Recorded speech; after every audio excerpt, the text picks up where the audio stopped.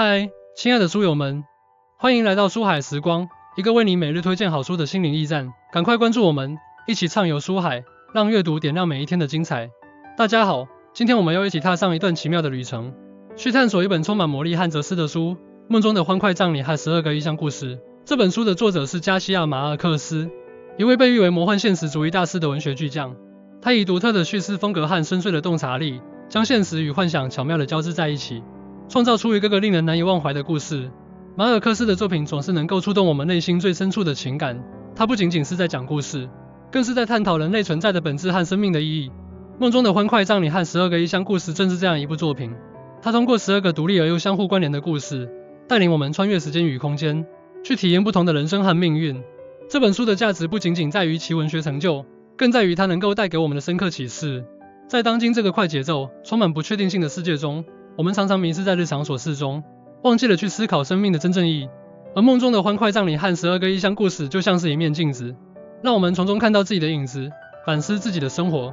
通过阅读这本书，你将会1. 重新审视自己的价值观和生活方式； 2. 学会从不同的角度看待问题； 3. 获得面对困境时的勇气和智慧； 4. 更加珍惜当下的每一刻。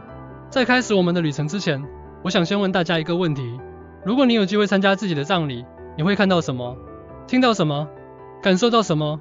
这个问题看似荒诞，却直指我们内心深处对生命终结的恐惧和思考。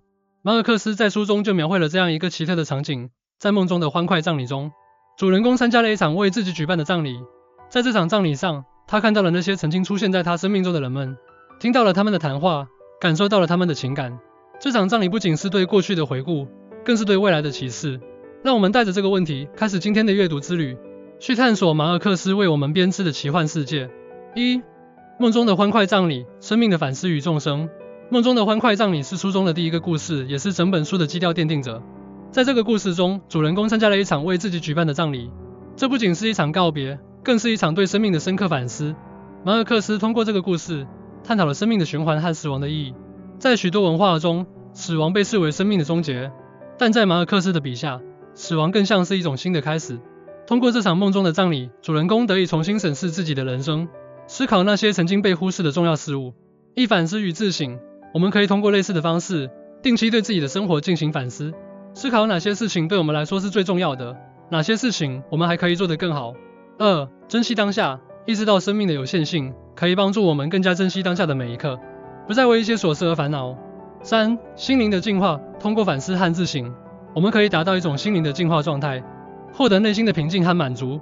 在梦中的欢快葬礼中，马尔克斯写道，在这场葬礼上，我看到了那些曾经出现在我生命中的人们，听到了他们的谈话，感受到了他们的情感。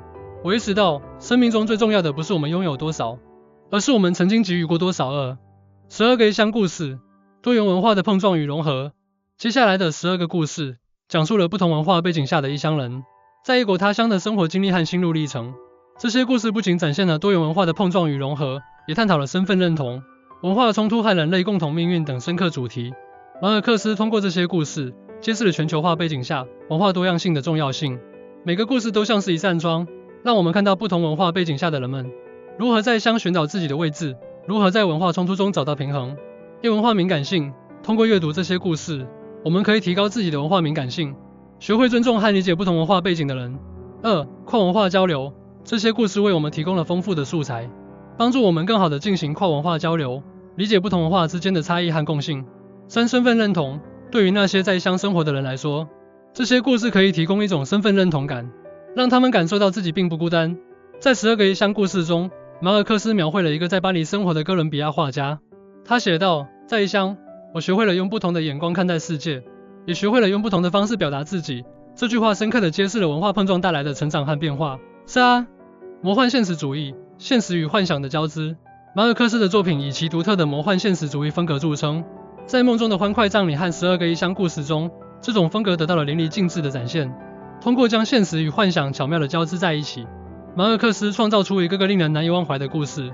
魔幻现实主义是一种文学流派，它通过将现实与幻想结合在一起，挑战我们对现实的传统认知。马尔克斯认为，现实并不总是理性的，有时甚至是荒诞的。通过魔幻现实主义，他试图揭示隐藏在现实背后的真相，以打破常规思维，魔幻现实主义可以打破我们的常规思维模式，让我们以全新的视角看待世界。